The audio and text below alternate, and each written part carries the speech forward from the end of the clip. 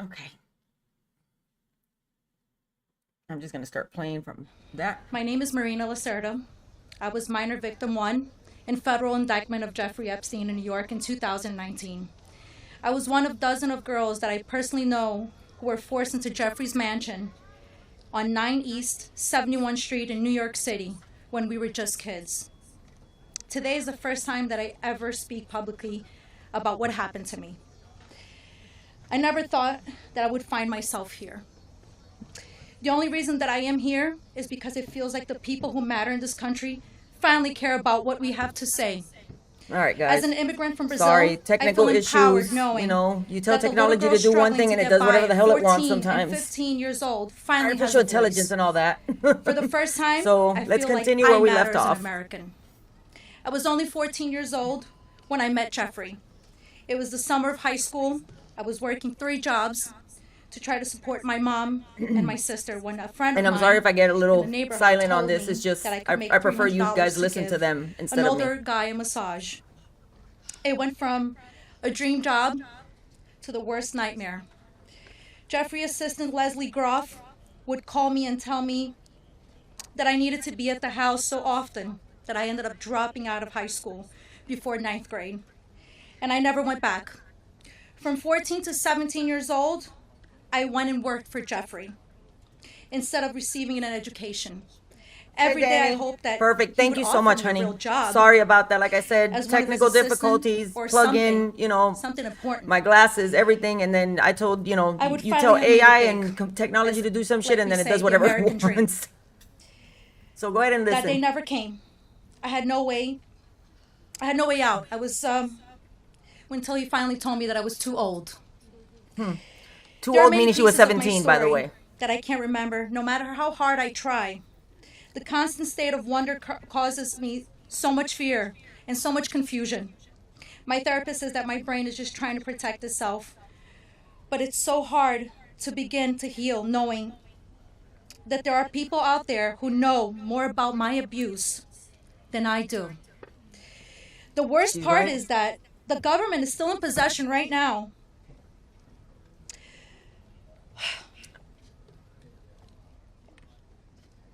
of the documents and information about that could help me remember and get over all of this maybe and help me heal.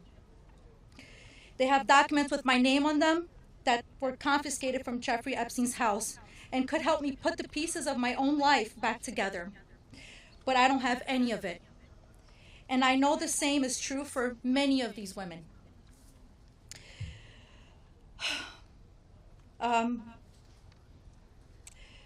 We are here to support this bill today, not only for transparency, but for the American people.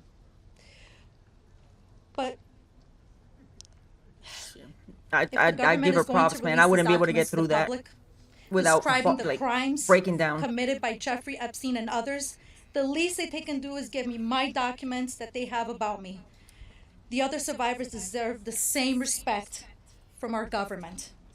While identifying information must be redacted to the public, it is equally important to provide the victims themselves with unredacted information.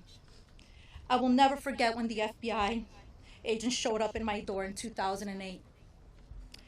Jeffrey Epstein hired a lawyer to represent me, or more like to represent him, I like to say. I couldn't ask any questions, and I had no idea what was going on. I was terrified. Until today, I think most of us are still terrified. That was almost 20 years I ago. thought So how old somebody was she then? going to kill me. I thought something was going to happen to my sister or my mother. It went She further wouldn't be out to wrong. even maybe thinking something would happen in Brazil with my family. And then one day, the lawyer said that everything was just going to go away. Like nothing happened. Wow. I didn't need That's to a testify. lawyer. When I asked him why, he gave no explanation. That was it. So why? Why was I never called to testify then? We could have saved so many women. We could have saved so many lives from being abused. Why did he get away with it in 2008? Money. Why was he able to go Power. on in the abuse with hundreds of girls after the Florida investigation? Why didn't they let me testify to help stop him? Our government could have saved so many women, but Jeffrey Epstein was too important and those women didn't matter. Why? Well, we matter now. We are here today and we are speaking and we are not going to stop speaking. So, Us Epstein survivors Part two. have been discussing creating our own list. We know the names. Many of us were abused by them. Now, together as survivors, we will confidentially compile the names we all know. In the year 2000, I was taken to Jeffrey Epstein's island while on a photo shoot on a nearby island. Who I saw and what I experienced there was a glimpse into a very dark and disturbing world. For years after, I tried to avoid Jeffrey. Epstein's reach went to the very top of fashion, arts, and entertainment. This did not just happen to underage girls in Florida. In New York City, hundreds of young, ambitious women were abused by him. So, as you can see, my issue with this whole thing is this shouldn't be a thing. Women should not have to come out and speak out and put their lives, because again, they're still putting their lives in danger by speaking out the way they are. So I applaud these women because they have more heart, more courage than the government does at the moment. You know, we shouldn't even need the list anymore. There's a reason the list is being so protected and so held onto the way it is. We know why. What the fuck do we need? Pictorial illustrations of what the hell they all did? You know, because I wouldn't be surprised if people want to see pictures of it, because that's how sick this goddamn society is. We don't need that. We know the truth. Release, fuck the release. Just do what needs to be done. Incarcerate, incarcerate and castrate. There you go. That's what needs to be fucking done to these people, and especially to the motherfucker in the White House right now. Like, we know he's on it. We know he was a part of it. There's videos, there's evidence everywhere. What else do we fucking need? Have you been living in the neighborhood for a long time? Here's a lady. Did you ever see any really rich and powerful people go inside this building? You want to know who I saw going in there? Everyone you've heard about. Really? Yeah. Can you name any names? Yeah, you know them all from the newspaper. Do you see Bill Clinton going there? Who? Bill Clinton? Yeah. Up, Bill Gates? put him in jail. No. Trump? Yeah, I think of the other ones. Andrew. Prince Andrew. Prince Andrew. You saw Prince Andrew going there. And what do you think actually happened inside of this home? All the most terrible things you could think of both. And what do you think the truth is about the Epstein files? Well, someone has them. Yeah. Maxwell shit. probably would be the best. You know what? source. Never thought of that. But she'll stay put. Would you support Donald Trump if he were to give her a pardon to let her spill all the information? No.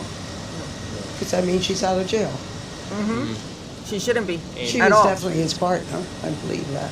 And so Yeah. you've seen people like Prince Andrew, Trump, the Clintons, a lot of other people walk inside this building. Yeah, well, you knew it. You know, they all come with security guards who park here Of or course. stand out here. She has no so you reason can't to miss lie. it. Absolutely And no I reason to saw lie. plenty over the years. This is a long time ago now. Before we knew what was going on, just young girls. I mean, young.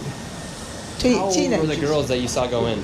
Well, because they were Teenagers. coming from schools. They were coming from public schools. Really? So they were high school age. Wow, so you saw a bunch of high schoolers going inside You here. could tell.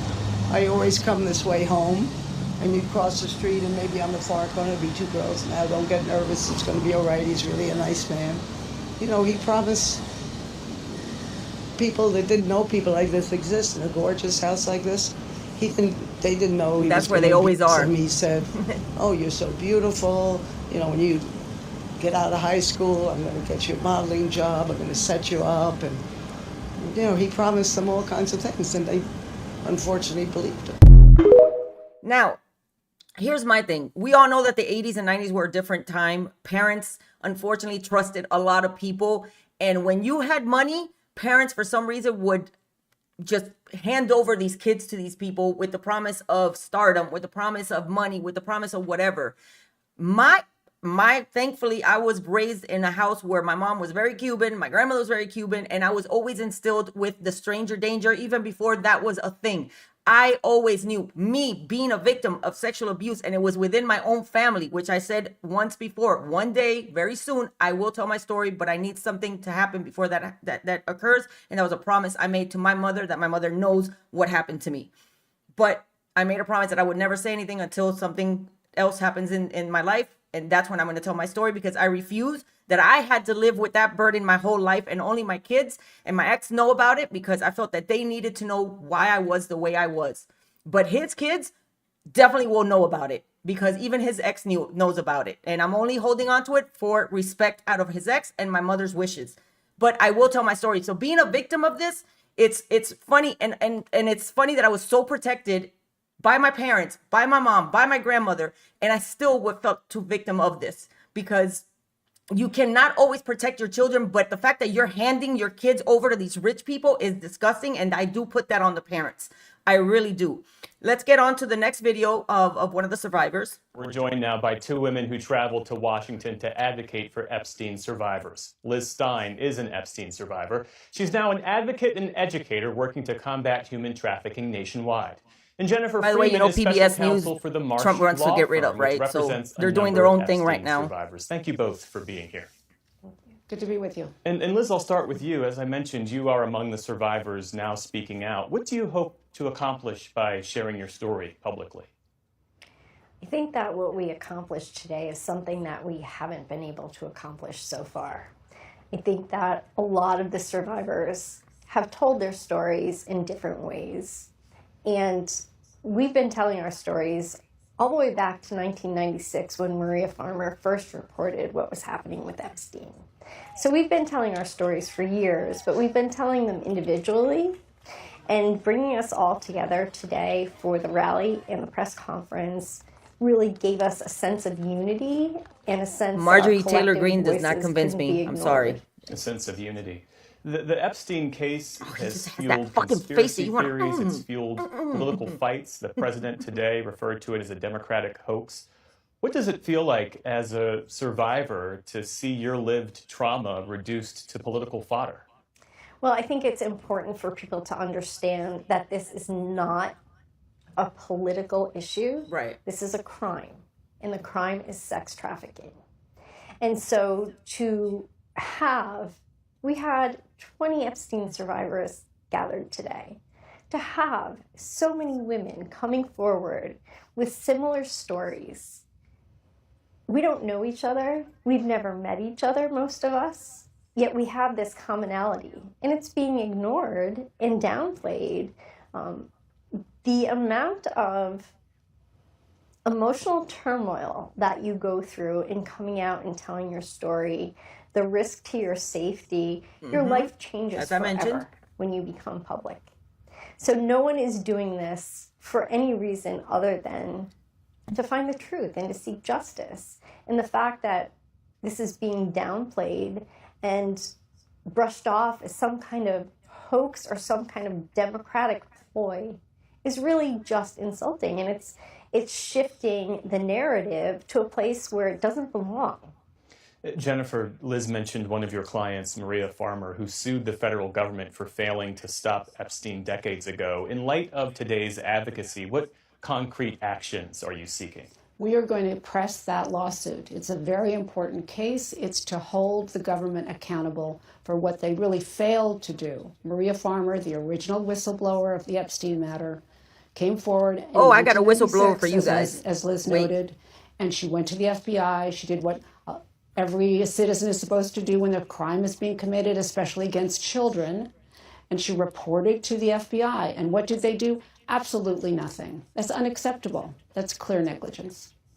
Congress last night, as you both well know, released thousands of pages of documents related to the Epstein case. Most of them were already public. There could be more to come. From your perspective, is that enough, or do survivors need something more concrete in order to feel Justice. real The accountability? fuck? What do you mean? We want substantive information released. And what was released last night is a lot of what's already been released. Yeah, And it's exactly. not new information. So I think that what would really impress us would be if we saw some transparency and something more than just a show. Same question. Does it feel like accountability or justice, or is this the beginning of what's really needed? I hope this is the beginning. I hope there is follow-up action. I hope that this is finally going to be taken seriously, beginning with the Epstein File Transparency Act, which is to release the files. And if the files don't get that released that way, we're going to seek them in litigation. And I'd always Don't put stop. litigation Keep as going. the last Keep resort. pushing. Keep But applying the the problem pressure. has been is that no one has been paying attention. We've done so many different things to try to move this matter forward. I made a FOIA request, several FOIA requests. And in response, what did the government do? They told me they will get back to me no later than November 2027. That's unacceptable. Why do you feel like your requests are being met with that level of obstruction? I wish I understood that better. Because this really, as we've noticed, Or this she is just not really a doesn't want to political say issue. for obvious This started reasons. with Maria Farmer in 1996 under the Clinton administration. There have been 5 administrations since then of different stripes. There's no reason why it should be politicized at every turn. Ghislaine Maxwell, who was And convicted of facilitating remember, and that was participating in Epstein's Trump's key abuse, points is now for the serving out her election, sentence in to a release the real low-security files. prison camp. This was after being interviewed by Trump's DOJ. As a survivor of their crimes, how does that strike you? First of all, I think it's an unprecedented move for anyone who is convicted of these charges. And it really makes me question what the motive is and what the message that the Justice Department wants to send to us and to send to our nation about people in power. And it's been really upsetting and concerning to the survivors that It's disrespectful. Ghislaine Maxwell is being given They're being any dismissed. weight whatsoever, and we haven't been spoken to. This is a woman who faced federal perjury charges in her indictment, and the charges were severed because they didn't want the testimony from these charges to unduly influence the jury, and when she was ultimately convicted of the other counts, they were dropped. And so we've never gotten to the bottom of that. And so I think that, looking towards someone who has a vested interest in what they're saying, because their freedom hinges on it, and someone who has already not been transparent before, I just don't understand why any weight would be given to anything that she said. In the meantime, you have turned your experience into advocacy, working closely with other survivors, including children who have endured sexual abuse. What message do you want to share with other survivors who might be watching today and wondering how to move forward? Something that I wish I could tell my younger self. There was so much fear in me telling anyone that I never did. And so if I could go back to my younger self, I would say, tell someone. Tell someone. And if they don't listen, tell someone else. And if they don't listen, just keep telling, because eventually someone's going to listen. And standing in your truth is a really powerful thing. So even if all of your cries for help go unanswered, you at least stood in your truth and you spoke it. That is a strength that is... I just don't have words. Liz Stein, Jennifer Freeman, thank you both. Thank you. So, again, I applaud these women, and it's hard, and it's true. It's so crazy. As a kid, you feel like you don't know how to feel. You feel like you did something wrong, when it's the complete opposite. And I unfortunately didn't say anything because, again, it was a family member, and I felt like that person was going to get in trouble, or I was going to get in trouble because I did something wrong. So it's a really, really messed up, fucked up shit that you live with, and you have to guide your life day by day, and you have that in the back of your head, and you just have to move on. And then until I couldn't anymore, because one day, that person reached out to me, and I felt really the audacity, like, why are you reaching out to me when you don't, and then, they apologize, but still, what's done is done. For 6 years, you did what you did to me, knowing it was wrong, because they were older. So I, again, applaud these women, and I really, truly hope that we see the truth, and it happens, and that justice is carried out the way it needs to be fucking carried out. I'm gonna post one more, and this is from when I said I had something for you guys, whistleblowing about a whistleblower. This is what I was talking about. We were contacted by a highly credible whistleblower describing Attorney General's pressure on FBI to quickly review and produce more Epstein documents as promised. For 2 weeks in late March, the FBI assigned approximately 1,000 personnel in its Information Management Division and hundreds of additional agents from the New York field office to work 24-hour shifts to review and produce more Epstein documents. These officials were told to, quote, flag any records in which President Trump was mentioned. Essentially, agents were pulled out of their field from their work combating. You heard that.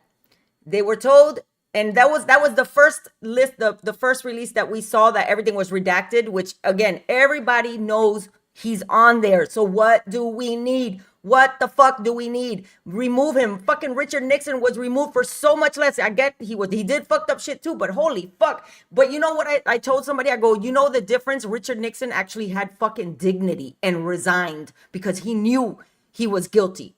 This motherfucker doesn't want to admit that he is. He continues. Oh, and then the new thing.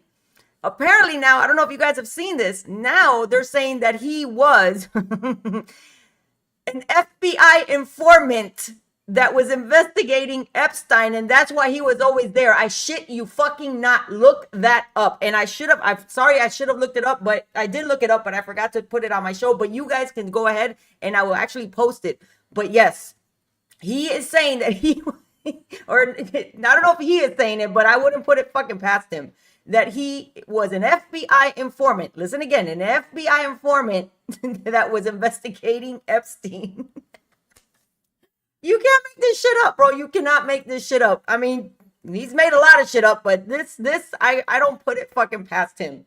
So guys, I want to thank you so much for joining me again. I'm sorry for the technical difficulties. I promise you that everything will be set and ready. The next one, the way it was before. Again, you know, sometimes you don't have control over technology.